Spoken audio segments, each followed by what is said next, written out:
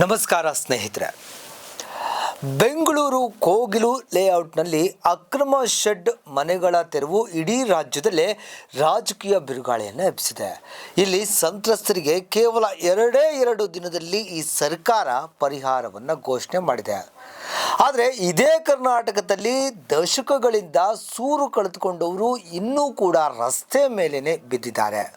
ಆದರೆ ಈ ಸರ್ಕಾರಕ್ಕೆ ಅವರ ಬಗ್ಗೆ ಕಿಂಚಿತ್ತೂ ಕಾಳಜಿ ಕೂಡ ಇಲ್ಲ.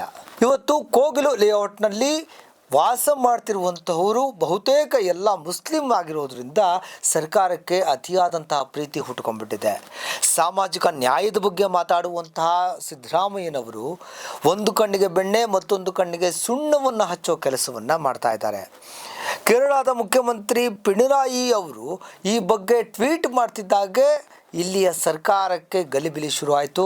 ಇದ್ರ ಜೊತೆಗೆ ವೇಣುಗೋಪಾಲ್ ಅವರು ಕೂಡ ಇದರ ಬಗ್ಗೆ ಸೂಕ್ತ ಕ್ರಮ ಕೈಗೊಳ್ಳಿ ಅಂತ ಫರ್ಮಾನು ಹೊರಡಿಸಿದ್ದೇ ತಡ ಯಜ್ಞ ಬಿದ್ನ ಅಂತ ಹೇಳಿ ಆ ಸ್ಥಳಕ್ಕೆ ಭೇಟಿಯನ್ನು ಕೊಟ್ಟಂತಹ ಸರ್ಕಾರ ಅವರಿಗೆ ಕ್ಷಣ ಮಾತ್ರದಲ್ಲಿ ಪರಿಹಾರವನ್ನು ಘೋಷಣೆ ಮಾಡಿ ಮತ್ತು ಸರ್ಕಾರದ ಒಂದು ಮನೆ ಕೂಡ ಕೊಡೋದಕ್ಕೆ ಮುಂದಾಗಿರೋದು ನಿಜಕ್ಕೂ ನಾಚಿಕೆಗೇಡಿನ ಸಂಗತಿ. ಅಲ್ಲಿ ಇರೋರು ಯಾರು, ಅಲ್ಲಿ ಯಾಕಿದ್ರು, ಅದು GBIಗೆ ಸೇರಿದಂತಹ ಒಂದು ಸರ್ಕಾರಿ ಸ್ವತ್ತು. ಅಲ್ಲಿ ಅಕ್ರಮವಾಗಿ ಶೆಡ್ಗಳನ್ನು ನಿರ್ಮಾಣ ಮಾಡಿಕೊಂಡಿದ್ದು ತಪ್ಪಲ್ವಾ? ಹಾಗಿದ್ರೆ ಎಲ್ಲ ಕಡೆ ಇವರು ಇದೇ ಕೆಲಸನೇ ಮಾಡ್ತಾರಾ?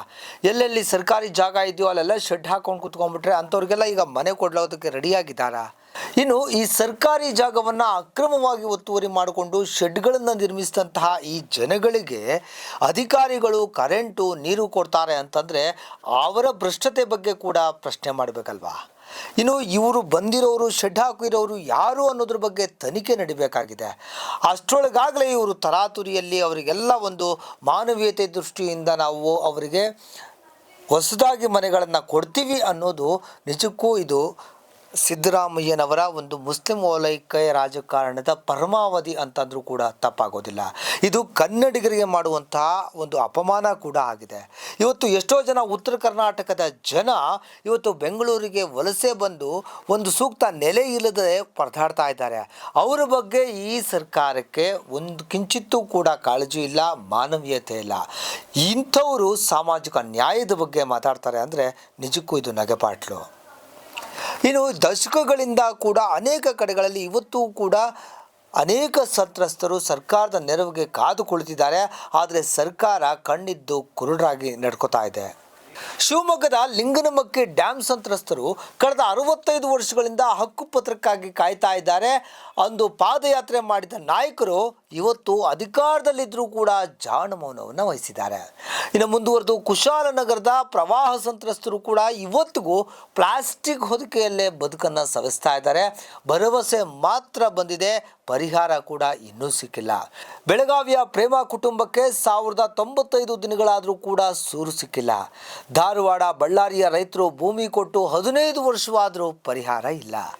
ಇನ್ನು ಚಿಕ್ಕಮಗಳೂರು ಗದಗ ಕೃಷ್ಣಾ ಮೇಲ್ದಂಡೆ ಯೋಜನೆ ಎಲ್ಲ ಕಡೆ ಇದೇ ಕತೆ ಸ್ವಾಮಿ. ತ್ಯಾಗ ಮಾಡ್ತಾರೆ, ಆದರೆ ಅವ್ರಿಗಿನ್ನೂ ನ್ಯಾಯ ಸಿಕ್ಕಿಲ್ಲ. ಆದರೆ ಇವರಿಗೆಲ್ಲ ತಕ್ಷಣಕ್ಕೆ ಪರಿಹಾರ ಕೊಡಬೇಕು ಅನ್ನೋ ಉಮೇದು ಕೂಡ ಈ ಭ್ರಷ್ಟ ರಾಜ್ಯ ಸರ್ಕಾರಕ್ಕೆ ಇಲ್ಲದೆ ಹೋಗಿದೆ.